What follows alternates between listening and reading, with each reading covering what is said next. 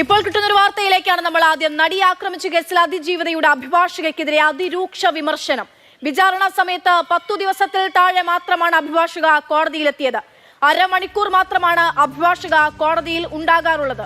ആ സമയത്ത് ഉറങ്ങുകയാണ് അഭിഭാഷകയുടെ പതിവെന്നും വിചാരണ കോടതിയുടെ പരാമർശം. എന്നിട്ടാണ് കോടതി അത് കേട്ടില്ല, പരിഗണിച്ചില്ല എന്ന് അഭിഭാഷക പറയാറുള്ളതെന്നും കോടതി വിമർശിക്കുകയാണ്. രാഗിൻ വിവരങ്ങളുമായി ചേരുകയാണ്. രാഗിൻ, ഈ കേസുമായി ബന്ധപ്പെട്ട പ്രോസിക്യൂഷനെതിരെയുള്ള വിമർശനങ്ങൾ ഉൾപ്പെടെ, അതായത് ഇത്രയും വർഷമായിട്ടും എന്തുകൊണ്ട് ഈ കേസിൽ അതിജീവിതയ്ക്ക് അനുകൂലമായിട്ടുള്ളൊരു ആക്ഷൻ ഉണ്ടായില്ല എന്നുള്ളത് പ്രോസിക്യൂഷനെ വിമർശിക്കുന്ന പശ്ചാത്തലത്തിൽ അഭിഭാഷകർ തന്നെ കോടതിക്കെതിരെ സംസാരിക്കുന്നതും നീതിന്യായ വ്യവസ്ഥയിൽ നീതി ലഭ്യമാകുന്നില്ല എന്നതിനെതിരെ അതിരൂക്ഷമായിട്ടുള്ള വിമർശനം ഉയർത്തുന്നൊക്കെ നമ്മൾ കേൾക്കുകയാണ്, നമ്മൾ കാണുകയാണ്. അതിനിടയിലാണ് ഇപ്പോൾ കോടതിയുടെ ഭാഗത്തു നിന്ന് ഇത്തരത്തിലൊരു പരാമർശം ഉണ്ടാകുന്നത്. എന്താണ് കോടതി ചൂണ്ടിക്കാണിക്കുന്ന കാര്യങ്ങൾ? ഏത് ഘട്ടത്തിലാണ് ഇത്തരത്തിലുള്ള വിമർശനങ്ങൾ ഉണ്ടാകുന്നത്?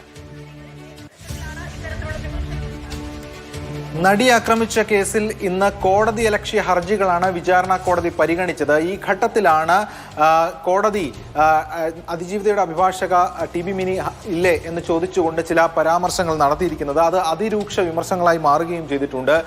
കോടതി പറഞ്ഞത് ഈ കഴിഞ്ഞ കാലയളവിൽ, വിചാരണ കാലയളവിൽ കേവലം 10 ദിവസത്തിൽ താഴെ മാത്രമാണ് ഈ അതിജീവിതയുടെ അഭിഭാഷക കോടതിയിൽ എത്തിയിട്ടുള്ളത് എന്ന കാര്യം പറഞ്ഞു. 1.5 വർഷത്തോളം നീണ്ടുനിന്ന വിചാരണയാണ്, നമുക്കറിയാം.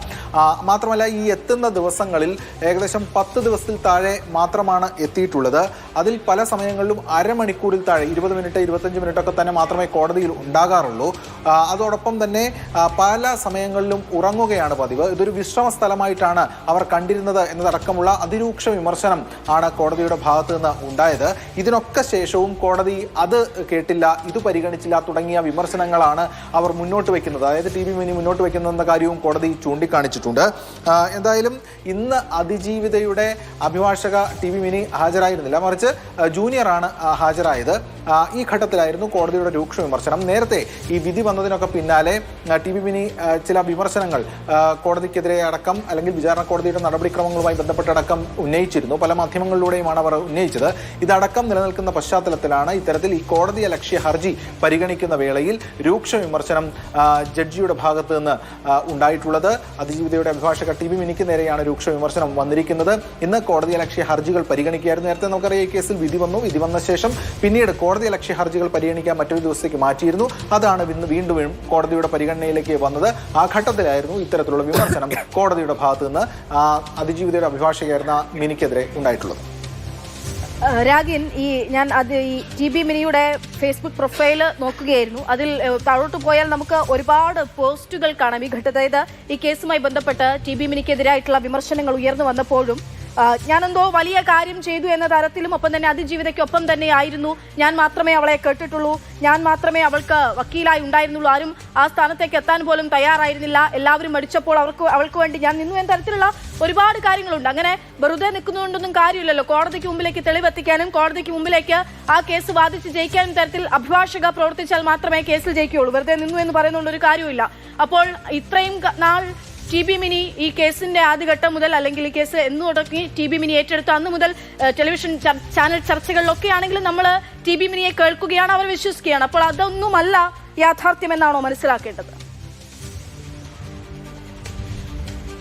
അതായത് സ്വാഭാവികമായിട്ടും ഈ കേസിൽ പ്രോസിക്യൂഷൻ ആണല്ലോ ഇതുമായി ബന്ധപ്പെട്ട കാര്യങ്ങൾ നിൽക്കുന്നത്. ഇവർക്ക് പരിമിതമായിട്ടുള്ള റോളാണുള്ളത് അതുമായി ബന്ധപ്പെട്ട കാര്യങ്ങളിൽ. പക്ഷേ രൂക്ഷമായിട്ടുള്ള വിമർശനം കോടതിക്കെതിരെ ഉന്നയിച്ചിരുന്നു. ആ ഘട്ടത്തിൽ കൂടിയാണ് ഇത്തരത്തിലുള്ള വിമർശനം കോടതിക്ക് നേരെ, അല്ലെങ്കിൽ കോടതി ടി ബി മിനിക്ക് നേരെ മുന്നോട്ട് വെച്ചതെന്ന് വേണം മനസ്സിലാക്കാൻ.